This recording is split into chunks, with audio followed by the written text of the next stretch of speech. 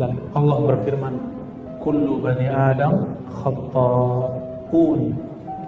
Setiap bani Adam, kalau bani keranda, kalau bani Adam khata'un, pasti punya kesalahan.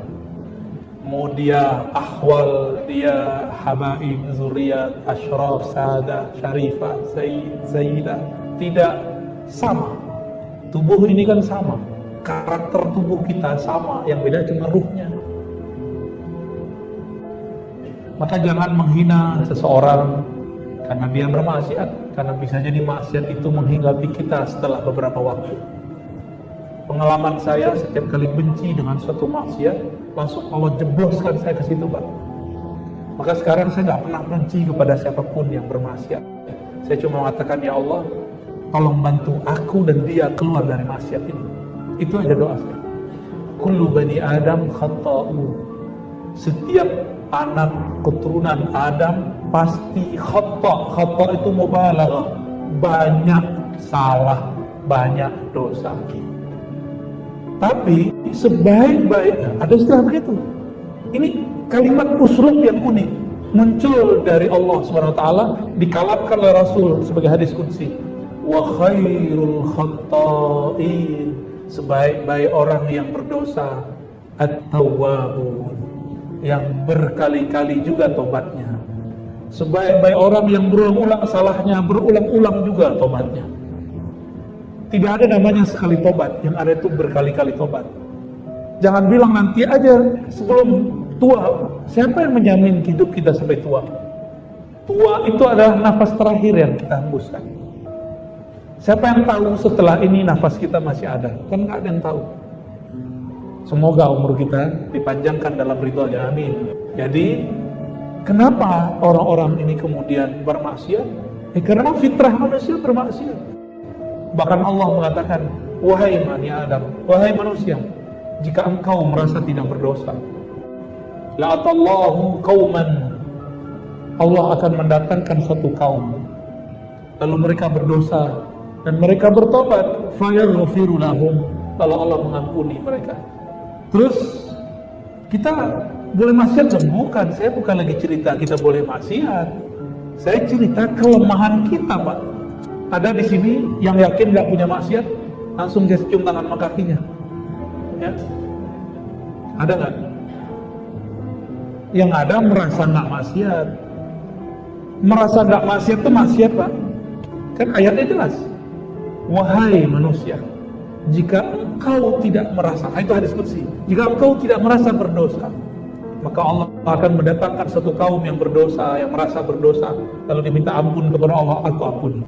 Jadi bukan karena mereka kenapa-napa mereka bermaksiat, emang itu kelemahan kita. Itulah yang disebut wa nafsin wa ma sawwaha. Kalau terjemahan bebasnya, demi jiwa dan semua kegelapan dan cahaya yang telah Allah masukkan ke dalam dirinya.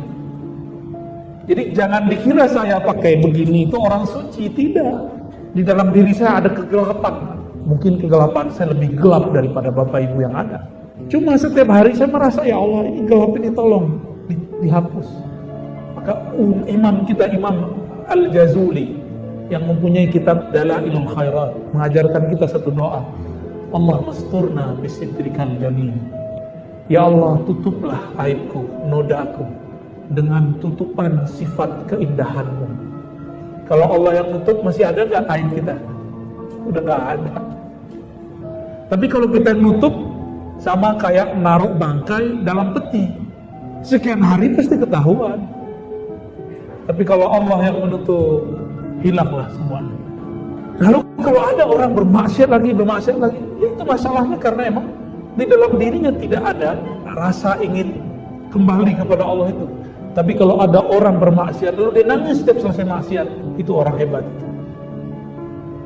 Kita maksiat nggak nangis, itu yang masalah, Pak. Maksiat paling bahaya itu bukan maksiat nyuri, zina, khamar, itu maksiat besar. Tapi ada yang azam, itu namanya kabair. Kalau ini namanya azaim. Kabirah yang tadi, dosa zahir. Ini dosa yang azimah. Apa itu yang azimah? Dosa yang ada di kolbu. Merasa suci. Ini mau 2024 Pak, hati-hati. Hati-hati ya. Nanti orang akan manfaatkan agama untuk bab kesucian. Nggak kapok. 2019 kemarin kita tengkar sama jamaah, sama teman, diislah nggak pernah mau, malah kita yang mengislahkan dianggap pro ini dan pro itu. Dan paling lucu, saya ini suka takbir, saya dibentak pakai takbir. Lah kita takbirin balik, kalah dia pastinya. Saya dari kecil dilatih bertakbir, dilatih untuk tidak ada takut kepada apapun kecuali hanya kepada Allah SWT. Coba-coba jamaah berhijrah takbirin kita takbirin ulang. Ya itulah, jangan sampai 2024 kejadian lagi. Cuma karena perbedaan ideologi politik, kita maaf, yang berbeda itu berdosa. Betapa naifnya. Jadi ada penyimpangan spiritual selama tahun-tahun politik. Ternyata dulu pernah terjadi di zaman Khawarij. Pro Muawiyah kafir, kata Khawarij. Kata yang pro Ali, pro Muawiyah kafir. Kata yang pro Muawiyah, pro Ali kafir. Khawarij nggak mau tahu. Ente pro Ali, pro Muawiyah, ente semua kafir. Itu dosa apa itu Pak? Di sini dosanya, merasa lebih benar dari orang. Itu bab politik. Ada yang babnya bab ilmu. Dia merasa alim dengan ilmunya, merasa dengan kajian dan manhajnya merasa paling benar. Itu bahaya juga. Ya nggak semanhaj, nggak boleh duduk bersamanya. Ada kan kelompok begitu? Itu kelompok sombong yang bukan main. Manhaj kibria, bukan manhaj Nabi itu, bukan manhaj sahabat, bukan tabi'in. Itu manhaj kesombongan. Bahasa halusnya kibria, bahasa kasarnya iblisiyah. Bisa nggak mencintai sesuatu yang nggak dikenal? Nggak bisa. Udah kenal harus sering-sering ketemu. Karena sering bertemu sudah terbiasa, tumbuhlah rasa cinta. Kalau sudah kenal bahwa dia punya nama Allah, sebut-sebut nama Allah di kolbu. Jika sudah kenal bahwa Allah itu la ilaha illallah, sebut-sebut nama la ilaha illallah. Jika sudah kenal bahwa dia ahad, katakan huwallahu ahad. Jadikan itu wirid. Nanti dia akan memperkenalkan dirinya kepada kita. Bisa lewat guru, bisa lewat masyayikh, bisa lewat ilham, bisa lewat musuh. Kadang-kadang musuh itu ngasih dalil Pak. Saya sering banget ada orang debat saya, itu dalil dia saya jadiin hujah untuk balikin. Itu keseringan ya. Jadi kita ini kalau debat gak usah sedia-sedia kitab banyak-banyak. Kitab dia ada yang dijadiin dalil. Karena dalil dia dalil kita juga, cuma dia ngarahin ke sana, kita ngarahin ke sini. Jadi bagaimana supaya tambah cinta? Jika sudah kenal ia, sebut-sebutlah namanya. Jika sudah kenal spot-spotnya, maka kunjungilah ia. Ya. Jika dia punya kekasih di muka bumi, berbagi hadiahlah kepadanya. Jika dia sudah berpindah ke alam barzakh, kirim fatihahlah kepadanya. Ini gurunya masih hidup, kirim fatihah doang, nggak cukup. Kirim duren kayak apalah, kirim apa yang dia butuhkan. Dia butuhnya apa kirim. Sehingga dia mengatakan, ya Rob, ini hambamu, karena dia menganggapku kenal kepada engkau. Karena asbab engkau juga ya Allah, dia berbuat baik kepadaku. Tolong terima dia sebagai kekasihmu. Jadi wali itu Pak. Pasti jadi wali itu. Jadi jadi wali itu ada yang berkat kita riyadhah, ada yang berkat dapat syafaat orang dalam. Yang paling cepat orang dalam. Lama kalau riyadhah. Antum mau riyadhah latihan zikir kayak Syekh Abdul Qadir Jilani, kayak Muhammad Bahauddin Shah Naqsyabandi, kayak Syekh Abdul Hasan Syadzili. Mau Abdul Hasan Syadzili 20 tahun lebih riyadhah Asmaul Husna, puasa Daud hampir tiap hari.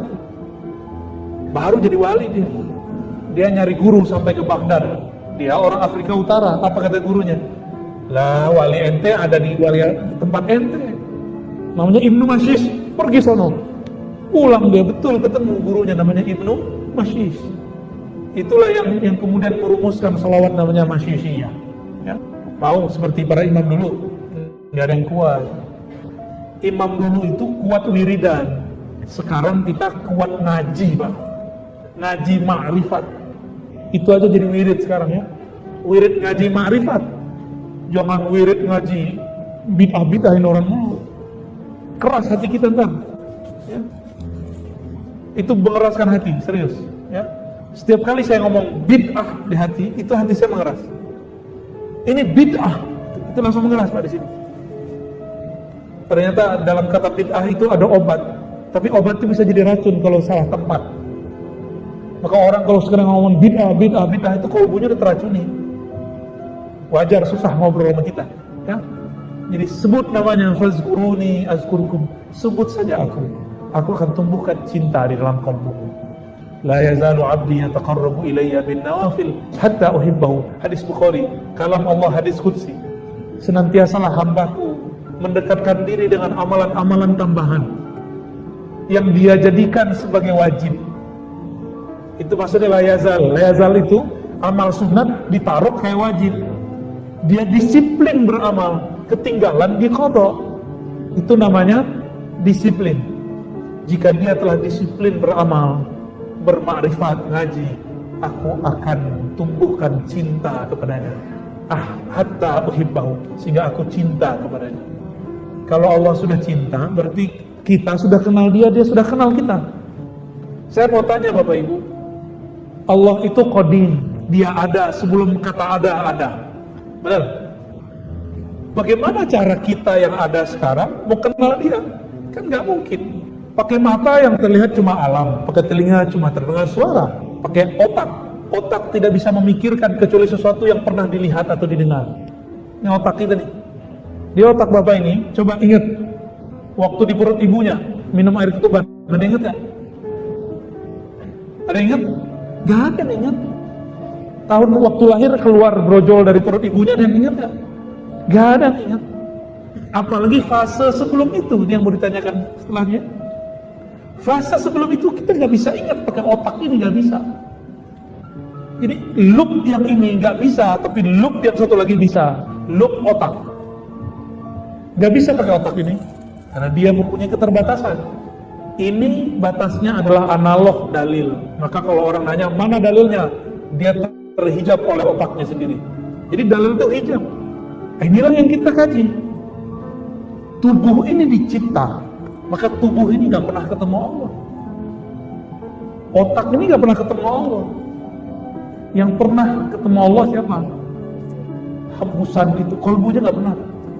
Kolbu gak pernah. Yang pernah cuma ruh. Ruh yang ditiupkan itu, itulah yang qarib. Hembusan dengan yang menghembuskan dekat nggak? Dekat sekali. Ya, kira-kira sebegitulah dekat antara hembusan yang dihembuskan. Kita ini hembusannya, Allah itu yang menghembuskannya. Dekat nggak? Dekat sekali. Bagaimana dengan perjanjian sebelum ini? Ahli tafsir beda pendapat. Ini perjanjian di mana nih? Di perut ibu atau di alam lain? Yang benar di alam lain. Ya, tapi diceritakan waktu di perut ibu. Bapak Ibu, saudara sahabat bukan Allah, sebenarnya tidak hanya kita. Di hewan, di kucing, di anjing, di semut, di kelelawar, di sapi, itu ada ruh nggak? Ada. Bener. Tikus ada ruhnya nggak? Ada. Ruh dia, ruh kita dulu sama-sama melihat Allah. Tumbuhan itu ada ruhnya, tapi bukan ruh yang ada di hewan. Beda ruhnya. Tapi kenapa ruh tumbuhan, ruh hewan gak wajib sholat, kita wajib sholat. Bahkan ruh malaikat aja gak wajib. Kita yang wajib. Kenapa? Itu yang dikatakan di Quran. Kami tawarkan aradnal amanat. Kami tawarkan amanah. Apa? Amanah liya'buduni, untuk mengenal menyembah aku, kepada langit, bumi, malaikat, hewan, tumbuhan, tapi semuanya enggan. Fa'abaina, mereka semuanya enggan. Lalu dipikullah oleh manusia. Tapi manusia ini zolum, jahul, zolim ke dirinya, jahil, parah itu jahilnya. Di atas jahil murakab, namanya jahul, faul. Sangat jahilnya. Kenapa disebut jahil? Allah itu dekat tapi dia cari-cari. Benar nggak? Jadi jahul itu bisa artikan konyol gitu ya, dablek gitu. Betapa konyolnya manusia. Dirinya dekat dia cari-cari. Allah yang mencipta, hembuskan dia itu dekat, tapi kok dia cari-cari. Dicarinya ke Ka'bah lagi. Ya nggak ketemu lah. Di Ka'bah itu tempat tawaf. Ka'bah itu pelajaran. Allah itu memuliakan Ka'bah. Maka bertawaflah tubuh kepada Ka'bah. Kalbu bertawaf kepada nama. Fuad kita, lub kita bertawaf kepada sifat Allah. Ruh kita bertawaf pada zat Allah. Apa arti tawaf? Berkeliling. Itu mana? TK, Pak. Tawaf itu sama dengan sholat. Tawaf itu zikir. Tawaf itu pengabdian. Tawaf itulah pengenalan kepada Allah. Coba lihat orang tawaf. Kalau dia tawaf tambah dekat, tambah cepat, tambah ringan. Orang dalam, coba nggak dapat izin tawaf dari luar. Orang 7 kali, kita baru 1 kali. Jadi orang-orang yang nggak mau mencari orang dalam, nggak mau menembus hijab, dia akan berputar lama mencari tentang Allah Subhanahu wa Ta'ala. Gimana memutar lama-lama? Memutar lama-lama apa cepat? Sudais masuknya telat, tapi langsung di depan, benar nggak? Kenapa? Dia punya nama. Sudais langsung dibuka itu semua di depan. Kita yang duluan aja disuruh minggir kok. Benar, itulah kira-kira orang-orang penting di sisi Allah. Kita aja dipinggirin, Pak. Ada askar-askar langit yang akan meminggirkan kita nanti. Kamu siapa di sini? Minggir, gitu. Ya haji, gitu ya. Saya kangen digituin.